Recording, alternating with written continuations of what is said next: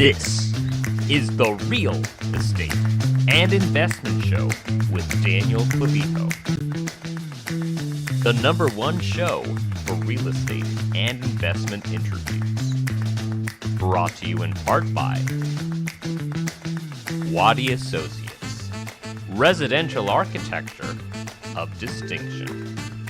For 50 years, delivering high-quality architectural and interior design services, serving New Canaan, Palm Beach, and beyond. And by RenQuest, specializing in the renovation and restoration of vintage automobiles. RenQuest, it's why we drive. Room. And now, it's time for The Real Estate and Investment Show with Daniel Clavijo. All right, hello, and thank you for tuning into The Real Estate and Investment Show with Daniel Clavijo. I am Daniel Clavijo, coming to you from beautiful, sunny Palm Beach, Florida. What is The Real Estate and Investment Show, and who am I, you may ask? Well, our show wants to focus on the experience of amazing people in the real estate and investment space and share their knowledge with you, our wonderful audience. I truly hope that together we spark some ideas and inspiration for you, wherever that may be. And who am I? Well, I'm an architect grad from the University of Miami, MBA grad from NYU Stern, and I've been designing homes in Palm Beach and the surrounding areas for over a decade. I now also get to share the stories of such talented individuals with you. Questions or suggestions about our show, write to us at info@TheReandyShow.com. That also spells out thereandishow.com, the abbreviated form of The Reandy Show. Find us on YouTube, Spotify, and wherever you enjoy your podcasts. We appreciate your help. Like, comment, follow, subscribe, and above all, share with your friends and family. It is thanks to you that we will be able to grow and bring you high-quality content and guests in the real estate and investment space. Speaking of which, we have an amazing guest with us today. She is an accomplished interior designer working not only on residences, but also yachts, a real intellectual, currently both a PhD candidate in historic preservation and a college professor at the same time. And if that wasn't enough, she also finds time to enjoy biohacking. She is the woman, the wonder, the legend, the one and only Nicolette Renbarger. Nicolette, thank you so much for joining us on the Real Estate and Investment Show. Thank you for having me. How I'm are you? very excited. I'm glad. How are you doing today? I am doing well. The weather is beautiful and just can't complain. Absolutely. Well, thank you very much for joining us. As we all may know, there's always an important component to houses, which is the interiors. And not a lot of people will use an interior designer necessarily. They'll, stick to whatever finishes are involved. And I think that interior design definitely enhances a project. So we're going to get into a little bit about that background as well as your other work. So as we say cheers. Cheers. Please tell the audience a little bit about your background, your bio, and please take it away. All right. Well, thank you. That was a great introduction. Awesome. We try to exceed expectations. I started my design journey in undergrad. It took me some time though. Like I was in college for maybe a year or two before I figured out that like the interior design path was for me. What were you studying before? Honestly, I was like an exercise science major because I played sports my whole life, and that was just the most familiar of what I had known, like getting injured in sports and rehabbing and all of that. So I was like kind of in that direction. But once I found design, it was like game over. I was like, oh yeah, this is what I'm supposed to do. Right. Well, you can tell. And I mean, like, look at that wonderful dress. I mean, she has incredible fashion sense as well. Thank you. I do think that having style and like personal style aligns so much with design, right? Like design is fashion for the home, and And to talk about what you mentioned earlier, it's like having a designer like brings the personality into your space, like your personality, your things, the things you have collected over time, and then it's meaningfully displayed throughout the home, like in an intentional way. So in your education journey, you first went to, it was FSU? Yep, I went to Florida State in their design program and it was incredible. I had an amazing experience, learned like so much more than I ever imagined, you know. And I had grown up on job sites. My dad is a master craftsman, so have a lot of time going to his jobs. And I remember as a little kid like bopping around and like all these construction sites. Um, and him and I are really close. So he has really like trained my brain like to see detail, to know. I mean, you can't have good design without good construction, right? Like the finishing details matter so much to the overall look of the home. So what is the difference between a master craftsman and just a regular contractor, that would you say?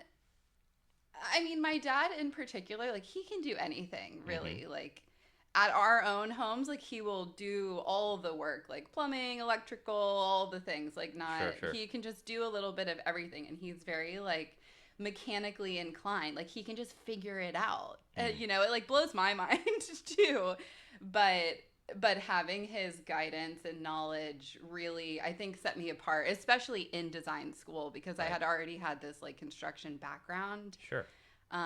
You actually know what things will work together, because exactly. And the materials, and just we would have like I think we had like a construction kind of documentation class, but it started with hand drawing. So we would hand sketch like the interior of like what's going on in this wall. And I was like, oh, here, this, that. You were ahead of the curve. Yeah. Well, that is very exciting. So, and then you went on to do a master's at University of Florida. That's right. And that was focused on? It's in sustainable architecture. Right. So I always wanted my master's. I knew I would go to grad school right away.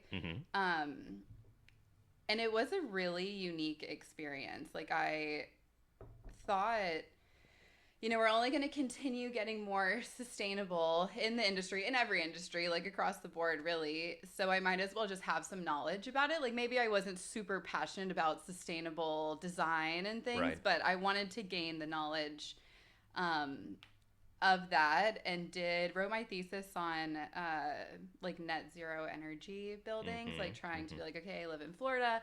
We have an abundance of sunshine and wind occasionally. Like, why don't we harness that energy more, right? You know, but it turns out that it's very political. I found it interesting for example, for solar, it is so, and again, you look at this as well, because obviously when people are doing their homes and they have to budget and construction costs and everything, but solar is one of the things that is so heavily dependent on like interest rates as what they're being set, as with, you know, any other construction loan. But it's quite interesting to see that, how you mentioned. It is such a political issue that, well, there are entrenched lobbyists and interests, but we'll see what can happen with that. When I myself, personally, in the work that I've done, haven't had lots of clients go and ask for sustainable LED, LEED, you know, all those certifications. But what do you see as something besides perhaps solar and wind that might be an easier way to introduce the public into that way to like become more sustainably conscious? I would say, I have this like idea about having like a holistic home, right? Like just more natural materials, and even the systems within a home. Like, I don't know, there's so much confusion today about, you know, what is good for you and what is not. Right. You know, so I think in materials you can definitely, that's definitely a good place to start, but it's hard to get away from, because there's so much synthetic, you know, things out there. Yeah, that's the most that I've ever gotten from like clients who are very adamant about having low VOCs Mm-hmm. in their materials and paints and whatnot, but it's tough. I do think that hopefully with, interiors and selections of material, furnitures, rugs, all that stuff, that's something that hopefully will eventually be Yeah, I definitely more don't have too many clients asking about their well, not in the like interior design portion. right. It's more in the build, you know. Sure, sure. So, Well, that's interesting. but through that program, I was able to study abroad in Singapore and in Okay. the Netherlands. So that was a great experience, just opening my eyes to more. Like in the Netherlands, we studied so much of like transportation. I have a minor. I minored in urban planning in undergrad, so like having an interest in that also. Right. But just trying to take it like how can we get more active in our transportation, right? We were actually, it's through the University of Groningen, that program, and we were in class with like the University of Florida students and the University of Groningen, and whoever was speaking to us said, raise your hand if you drive your car to class every day, and all the American students raised their hands. So it's Right. kind of like, oh, right. And then you go outside and it's like miles and miles of bikes everywhere, right? But the city is set up for that. So it's kind of Exactly. like, how do we integrate that here with the infrastructure that we already have? Right. You know? And I also did urban planning when I was at college, but one of the things that you obviously realize, and the United States was so heavily built for the automobile. When you go to those cities, the 250 years of America, everybody, let's go. But when you go to like those old cities, Boston and New York, and they were obviously developed in the same way as the Europeans did. When you get to places like here, which are newer, Florida and California, everything has been determined by the car. So when you've got those, just everything was at a more human scale and still is in Europe for the most part. I Mm-hmm. think that it does heavily rely on urban planners to design new cities that are focused on that smaller thing. But you can, Yeah, like more walkable and bikes, just an integrating activity. Like we sit mm-hmm, so much more than we ever have in history, right? you know? So Yep. it's like getting up, movement, going on walks, like all those things. Diet, biohacking. Diet, that's right. Yeah. We'll get into See, that. they do connect. They do. I mean, like, look, you can have the best city in the world, but if you're not taking care of yourself with, with health and food and whatnot, it's still not going to be great. And vice versa, if you eat but you have to drive everywhere, well, it's all about the lifestyle. But Right. so now that you are doing your PhD program, what made you focus on historic preservation? It seems like you always have had kind of this interest in this, what you're telling about your father, your other studies, but what was your impetus to like this interest in historic preservation and architecture? So after grad school, I was already down here, and during the program was hybrid. Like they let me go from distance and I could go to class when I needed to. And the Mm-hmm. PhD is the same because it's through the same department. Right. Um, I was already starting my business in grad school, just like preparing. Like I knew that I wanted to be an interior designer like on my own one day. I just, didn't know how things were going to unfold to like get there. But I graduated in 2019. So this was like beginning of COVID Yep. ish times. Actually, this is a good story. I wrote an email to just over like 100 designers and architects in Palm Beach County. Yes. And while I was in grad school, just saying like, here's the software I know, like the programs that I can do, like here's how I could help your boutique firm like on a freelance basis, like project to project or whatever they wanted. Mm-hmm. And off of that one email, I was busy for a year. Terrific. So I ended up working with probably 15 different designers and architects and gained so much experience and knowledge from that. Like we're all in a similar business, but everyone kind of does things a little bit differently. So at the time, I was just like a sponge, taking in all the information, like bits and pieces of what I liked and didn't like about the different designers and things. And kind of integrated that into my own business, and always set myself up like I was ready to take on my client as soon as that opportunity presented itself. But I freelanced for about a year before that happened. And then it was really COVID at this point. So tons of people were moving down here, like wanting to change their space, right? Like make living at home more usable for the times. You're right. So once I got my first client, I was so busy for probably like 4 years straight. Wow. So I was doing that at the time. And then PhD idea like came a little bit later. Like honestly, once that wave like slowed down a little bit, I had the unique opportunity to live on the north end of the island for a little bit in 2022. And that's what really spiked my interest. Like I'm very active, so I would go on walks and runs and just see these incredible homes and fell in love with it. And I was like, I just have to learn more. Like primarily the historic homes. There's a lot of amazing historic estates on the island. And I felt myself like I would go on certain routes, like just to check up on that project. Yeah, I just wanted to see what they were doing, what was going on. So that's when I really knew like, okay, I need to gain more knowledge here. And I have had such a great experience in academia. Like I really love school. It's where I found my passion.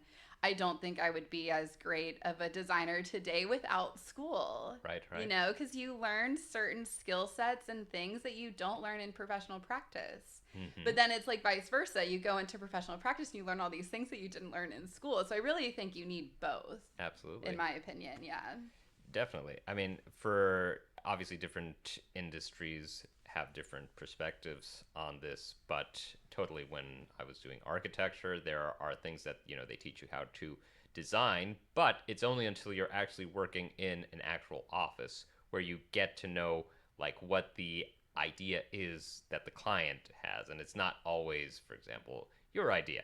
And you do presentations in school, but here you actually do presentations and they actually get built, which is another nice thing to see. And it's definitely something that one way or the other. Some people will say those who can do and those who can teach, but you're obviously somebody who does both, which is amazing. And that's what led you, or how did you start your also teaching at college for this? Yeah, this was also right when I graduated from grad school. I was in that freelance year and just trying to fill my time, right? Like I just wanted to do anything except for go get a job, whatever I could do. So it was like one semester after grad school, and I went and interviewed at the state college here, and they hired me like right on the spot. Then Terrific. The next semester, it was COVID. And I started teaching in the classroom for probably like 3 weeks or so, and then all online for the next like couple years. Right. And by the end of that, I was getting busier with my design business. So I kind of had to put the teaching on hold. Right. But I loved it. I taught many classes, like some CAD, a studio class, you know, sustainable design, all bits and pieces of that, and really enjoyed it. So then now I've had another opportunity as I'm back in school, kind of like staying on the academia side. So now I'm teaching again. There you go. And writing curriculum now for schools and just kind of revamping their classes. I'd say to be more creative, right? Like I feel like after COVID, a lot of programs went fully online, or like specifically this one that I'm working in, they don't offer classes in the classroom anymore. I see. So it's how to like engage the students online and really make sure that they're actually like learning this material. Right. And just coming up with more like interactive assignments and things, like not so cut and dry and boring. Like let's add a sketching component, right? Like I teach history of interiors and they sketch furniture as like a discussion post versus writing this whole discussion and like responding, so they interact more. Then they can see each other's like little drawings and doodles and stuff. So I feel like that's fun. It definitely sounds like fun. I want to be in that class.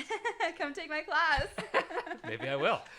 What do you find that helps those students kind of like develop it? You obviously have the experience, your firsthand education where you were able to develop it. And so what do you bring into that when you're now teaching these future generations of interior designers and preservationists? Yeah, I feel like I am a professional student at this point. Like I have been in school for so long and truly love it. And with the students, like I share my story with them too, like to help inspire. And, if one person is like, oh, that gives me like a great idea, I'm going to try this on my own or something like that, it makes it all worth it. And teaching them about preservation now that that's such a focus for me is so important. Like educating people, the public, the community about historic architecture and how important it is to preserve it, save it, reuse it in some way, right? Like going back to my degrees, it's like the most sustainable thing you can do is preserve what's already there. Right. You know what I mean? Instead of knocking it down, building something new and all that stuff. So I think it gives the students a lot of creativity because we'll have projects that are like adaptive reuse and kind of give them creative freedom to do whatever they want inside. Like, here's the building, here's how we preserve it, like architecturally. Right. And this aligns too with my business and how I feel about historic, not historic design, but the architecture and preserving that historically. And then on the interiors, you bring your personality and you do what you want, right? You respect the architecture, and then on the interiors, you can have fun and go crazy and do colorful things or whatever you feel. Have you ever had to dealt with one of those projects that is like historic and gets those tax abatements things for that? I have. I'm usually not a big part of the tax side of that, but I learn a lot about it in school, like had a whole policy class. And I mean, it blows my mind, right? Because I'm just interested in the architecture. So when I learn about all the legal things, oh my gosh, I'm like, whoa, this is a whole nother like industry within this. Yes. So if you're looking to redesign, rehabilitate a historic property, you definitely need to consider the tax abatements because you're going to be able to essentially, the outside obviously needs to match what was there, but the interiors, you do have still a lot of freedom. A lot of freedom. And that's definitely something that will reduce property taxes, which is and some like in Charleston there are a lot of interior easements, right? Which I like, it should be.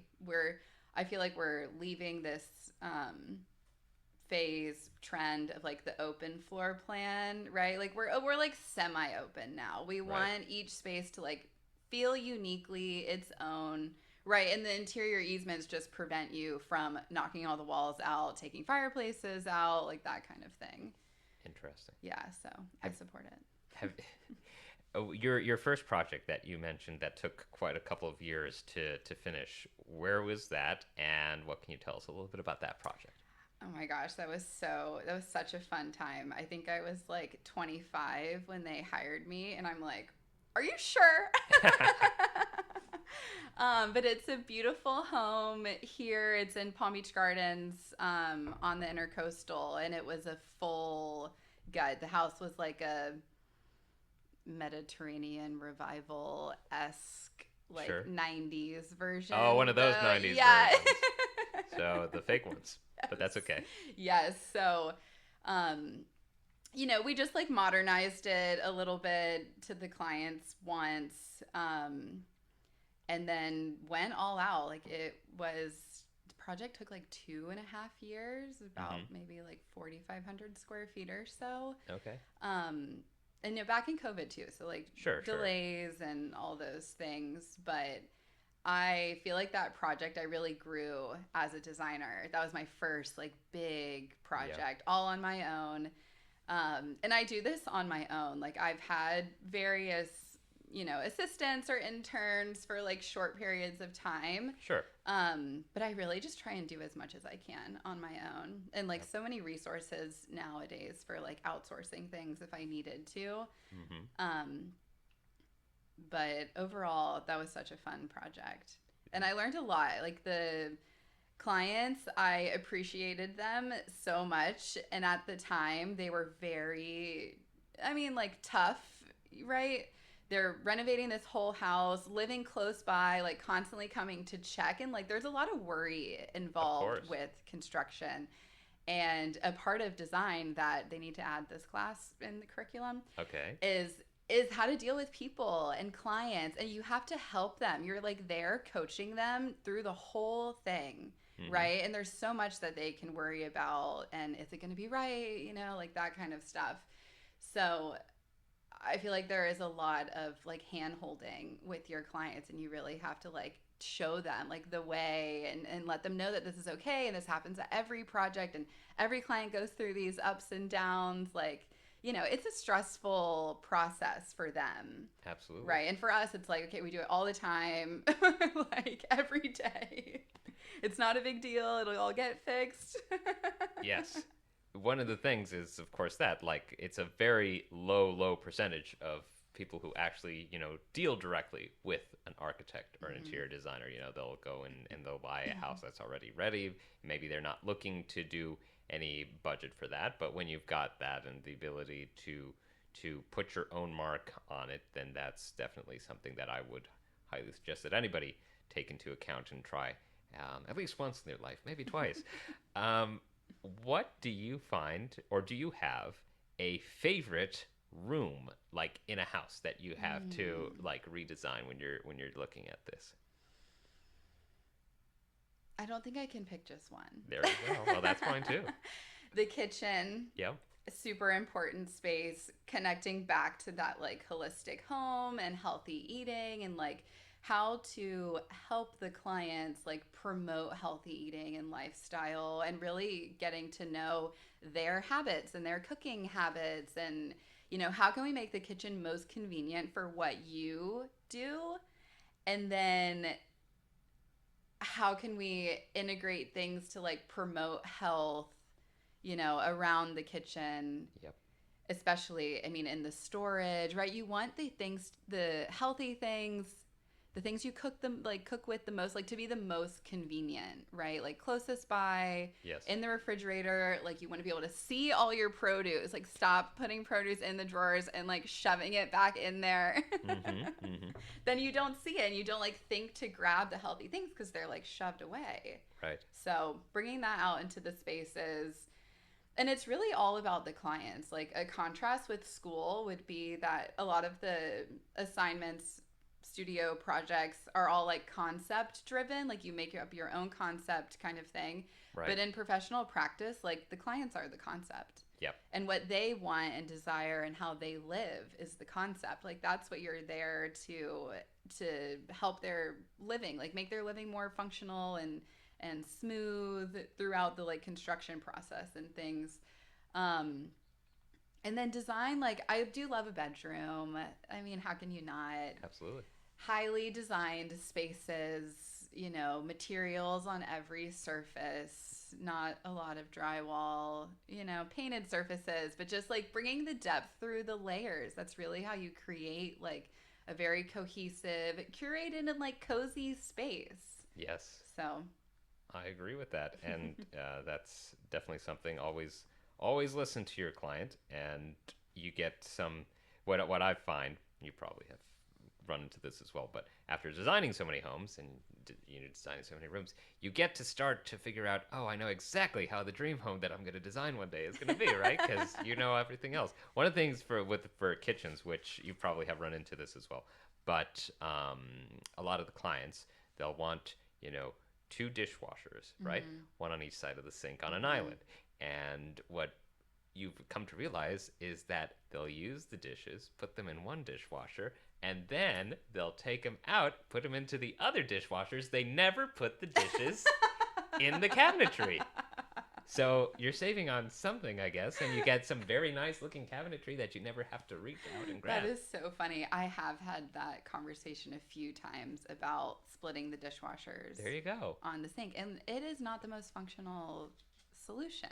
Okay. Like, I get why, if you maybe have multiple people at the sink and like you're doing them like that, but you also need a trash can like really close next to your sink, not two dishwashers. Yep.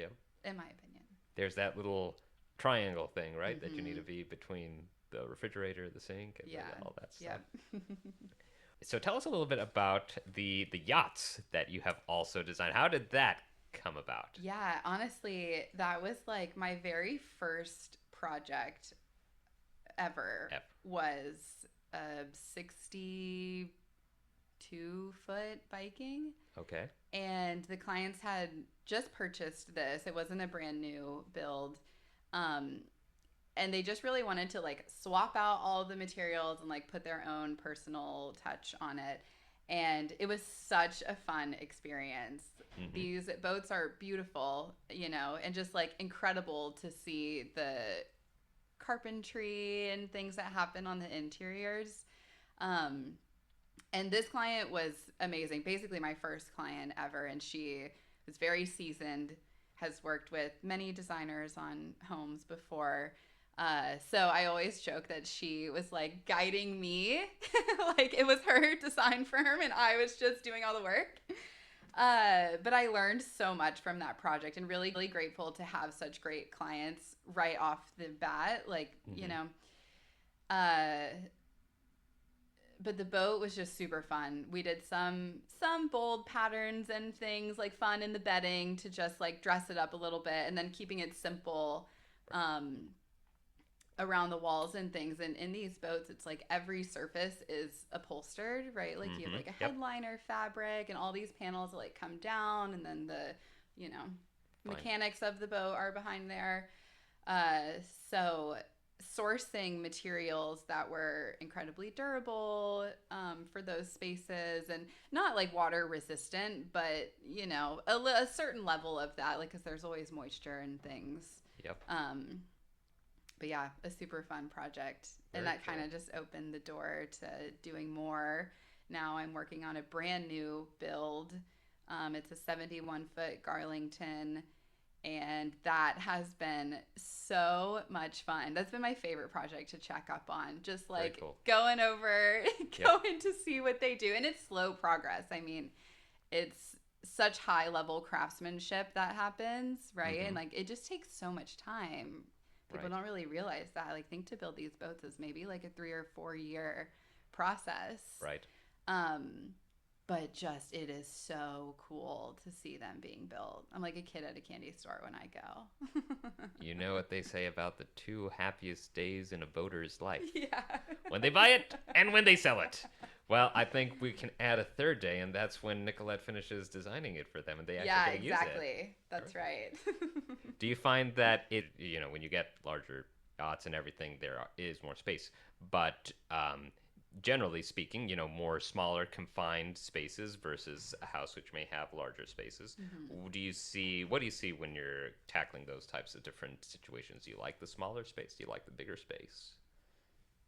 In boats?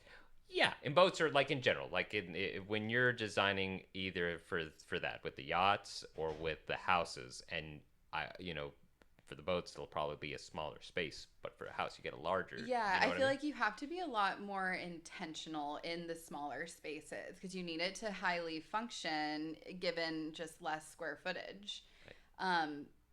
And then in the larger homes, I feel like it's more about, well, like storage and things, right? Like super important. You have way more space in a larger home to do that. So then with the design, like you have more freedom to play more, like add furniture and create new like pathways and things like through that. And do you see something aside, for example, what you were mentioning about the change between open floor plan, closed floor plan, that middle ground? What other trends do you see kind of right now in kind of the interior design space? Well, color. Color. I think people are are kind of coming out of the living in a white box kind of shell, and knowing that I feel like clients have a really tough time being open to color. They're not coming to me saying, let's paint every single room a different color, let's do like bold things everywhere, right? But I feel like I'm also a maximalist, like in my personal design aesthetic. But having each room tell its own story and have its own identity, right? But it's like a cohesive whole, the whole project. Right. But you can still do different things, like bring color and pattern into separate spaces. And they're still like they're married to each other, but they're not the same whole unit, right? And I think easy to add in a lot of these open floor plans is just like cased openings. Like it's so simple, just adding to delineate your spaces a little bit more. And I mean, it varies obviously with different projects, but I do think people are more open-minded to the bold aesthetic. Like every room has its own personality, and being okay with that. Right. Yeah. I would say that's something else that I've seen, and since COVID, at least for here, you're able to have open spaces to not just the interior, but then when you go outside, right? So when you have your loggias, your covered porches, and all that stuff, they want to have a more free-flowing space in between both of those, because a lot of the people have entertainment, and a lot of people during COVID were spending more time outside. But is that something that you also see, or? Yeah, definitely, especially in Florida, integrating like indoor outdoor living, and really down here it's the weather. Yep. Having a covered porch, a loggia, so important, so nice. You can sit out there at any weather event happening. And I mean, it's durability of materials out there too, because the sun will never beat Mother Nature. Like you always have to replace the cushions. Yes, indeed. Over time, it's just inevitable, But yeah, definitely a huge integration with indoor-outdoor living here. Mm-hmm. Any special, let's say, furniture companies or materials that you always have an affinity towards that you like to use, or that you suggest to clients? Something that people can probably, do a little bit about research so that they can decide, I would say in the design space, like there's a lot of to the trade furniture vendors that you can still get at retail. But for outdoor spaces specifically, I always recommend clients to kind of spend on that space more, because you do want durable materials. Like you don't want to be replacing your outdoor furniture every 5 years or so. Like, I don't know, maybe you do, but right. If you want the longevity, life cycle costs. Yeah, spend for the outdoors. Like Janice at Sea is a really great brand. Summer Classics I use too for outdoor spaces. And you just have to know, like with natural materials, like a teak set, there's going to be upkeep. Like there's no way that you can do anything to it to make it last for years and years. Like you are going to have to refinish it and seal it and all of those things. But I do think there's a lot of great products that are metal, but like a faux painted metal to kind of look like wood or different materials. And I think that achieves a really nice look, like maybe for a little more cost-effective budget. Absolutely. Always finding ways to do some value engineering, right? Yes, of course. Well, that's great. Where have your projects ranged from in terms of territory, and then if you'd like to say as well costs, whether you could. I'd say most of my projects in Palm Beach County, just because I live here, and I do have some projects in Miami. I've done some down there before. Love it. Beautiful homes and beautiful landscape. Like I feel like they can grow more tropical plants down there. It's like not even that far, but they get such a better variety. And then I've done some projects in Charleston, which is super fun. I'm working on one right now. It's my oldest project to date, built in 1880. Wow. And it's that Charleston, like, single house style with the piazza and stuff. Very nice. So beautiful.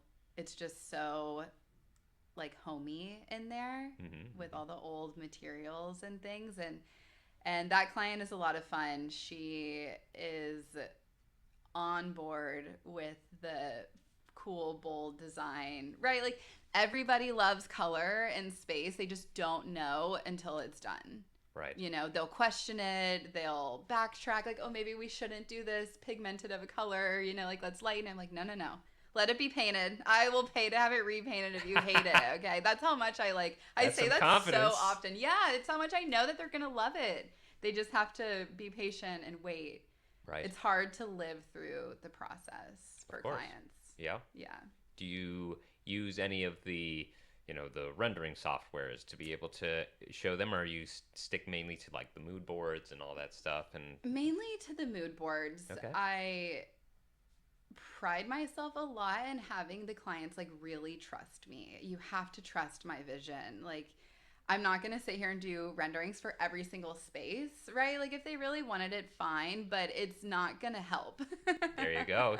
That's also setting boundaries. I like that. There's too many, like, opportunities for change at that point in the renderings, and they want to see the change, like, over and over. And I'm like, no, we're not doing this. It's going to look great. Like, you just have to trust that process. I would never let any of my projects look bad. Like, you know what I mean? Absolutely. And I tell that to clients, and they know, like, they trust that I am not going to do that. So I do try and stay away from renderings a little bit. Well, that's good. Confidence in your brand and confidence in your work. And that's always important, that clients trust their architects and interior designers to produce great work, and that's why you hire us in the first place. That's right. It's like, trust the process too, because it takes time. It doesn't happen in 30 minutes like all these shows. Oh, yes. Oh, thank you, HGTV, for ruining our lives. Can they accurately put, like, the schedule of this project, whatever they're showing, because I'm sure it went over and is behind and all the things. It's inevitable. It's like in every project that should be expected. We're not Pizza Hut. You're not going to call us and you're going to get your pizza in like 30 minutes. It's not like that. You have to, and some ways you have to just find how you can connect with the client, right? To bring it towards their perspective. What is it that they do in a daily life, and see how you can assimilate that in a way that, they'll understand the process. Right. And it's an evolution, right? Like, I don't ever sit down and finish a whole design package, like everything in one fell swoop that doesn't get adjusted or altered down the line, because it's a process, and then you go into the space and you can visualize what the plan is, and then here's how we can, like, add even more layers, like, to really make it feel homey and cozy. Right. So that sounds great. Now tell us a little bit about your biohacking hobby. What is that all about?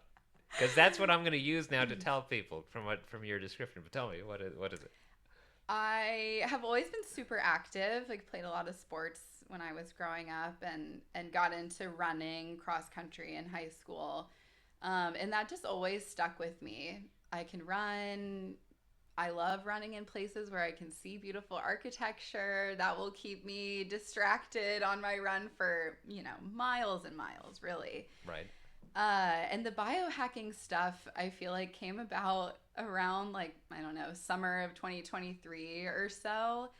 And I just got really into listening to health podcasts, like, sickening amount, like hundreds of hours of these, like, science-based podcasts. And then I just, started integrating things over time, and I could really see changes. Right. Just in my body and my energy and activity level. So I guess kind of the gist of what I do, like, I really try and not eat processed food. I also love cooking. So I cook from scratch, which is so fun to me, right? Like, it's not for everybody, but changing my diet, getting away from the processed food, and educating myself about nutrition. Like, I really didn't know. I'm like everybody else. We're all just confuse consumers. Like you go to the Yep. grocery store and there's millions of options and it's overwhelming and you don't know what to get. And I feel like people are just undereducated about it. Like nobody teaches us. You really have to do your own research and find the information that you're looking for. Yep. So changing diet, and it's really a lifestyle. Like you can't just do little diet, you know, for months at a time. And that's something as well to like, you know, incentivize people. And people will always say, for example, like New Year's resolutions, but instead do some type of incremental lifestyle changes. Yes, right? yes. And don't feel bad if you can't like do it all at once. You have the opportunity to take it slowly, do it step by step, and that way you'll eventually reach those goals that you're looking and for. it's like figure out what works for you, right? And listen to your body. Like you really have to get in tune with yourself and see like what works and what doesn't. Like you know, throughout different things of changing your diet and whatnot. But yeah, listen to your body is a big one. Even with activity, like if I go out on a run one day, but I'm just not feeling my best, I'm not going to pressure myself to go crazy. And now when I'm running, I'm not like trying to be super fast or anything anymore. Sure. I'm just there for the activity and to see the architecture. That's perfect. That's what I'll say next time I'm taking a trip to Europe or somewhere. I'm biohacking. There you go. I'm walking around. There you go. I'm actually heading to Italy soon. Oh, nice. Where to? To Rome and to Venice. It's a study abroad program. Ah, okay. Nice. So we're there to study the historic and sustainable materials and building practices in Rome and in Venice. And I can't wait to find out about how they built Venice. A lot of piles in a mucky lagoon. Yeah.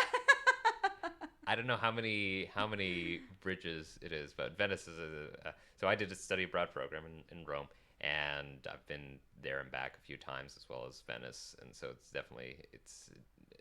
definitely a great places to have that experience, I think. Yeah.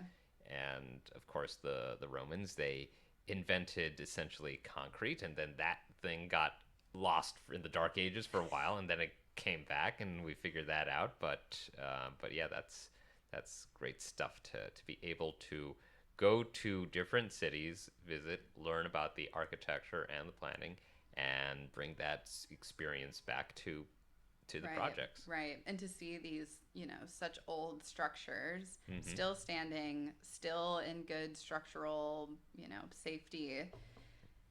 So I'm excited. Yep. Yeah. It's going to be a unique experience. Well, that sounds fun. So lots of sketching, I'm sure. You do. I've seen in Sevens that you're working in your sketches and watercolor. They're also very nice. Thank you. They're also great. Yeah, I love that. Like, I feel like being connected to your fun little creative things is so important too. Right. You know, just you doodle and do little things like that too. All the time. Do you have a greater drawing towards hand, computer?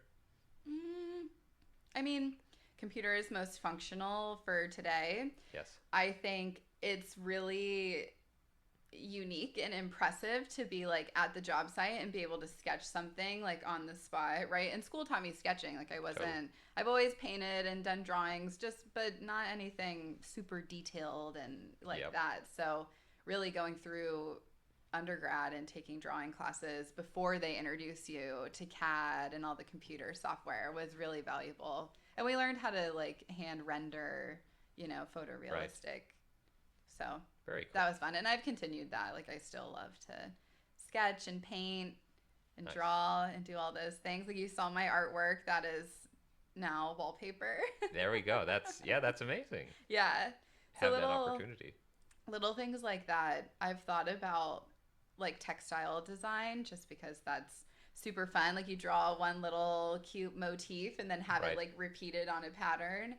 So that was kind of my idea with the artwork stuff, even though that happened very quickly and it was like a pipe dream. And then I reached out to my rep and I was like, hey, how do I, you know, and then she set me up with a call with the owner and they took it. I was like, wow. And the rest is history. Yeah, it's that easy. But that's it. It's that easy. You just have to capitalize on the opportunities. Yeah, and like speak your dreams and things that you want, you know. Yes, indeed. All right. To date, we're wrapping up, and I'm asking questions that I ask all guests. To date, what has been your best investment personally and professionally? And or professionally. Okay. Professionally is definitely my education. You know, without all of the schooling, I just wouldn't be as great of a designer. Mm-hmm. And then personally, it's my investment in my health. Terrific. Yeah. Just health as well. That's right. All right. Now, I've asked you a lot of questions, but now you get to ask yourself one. Do you know how that works? No.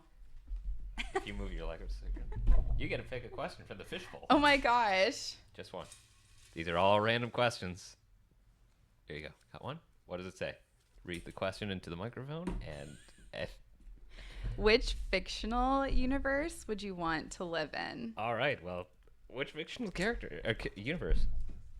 Okay, I feel like this is kind of easy because when I was a little kid, I used to think that I was Alice in Wonderland. Ah, well, there we go. So I want to go to Alice in Wonderland world. Curiouser and curiouser, as they would say. Right. So that's interesting. How funny. Yeah, that was a good question. Yes, they're all interesting and random questions. So let me ask, do you have a suggestion for a future guest on our podcast? A suggestion for a future guest? Could be anyone specific or an industry or trend that you'd be interested to seeing for the Real Estate and Investment Show.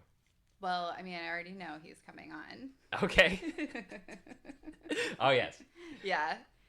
I'm trying to think.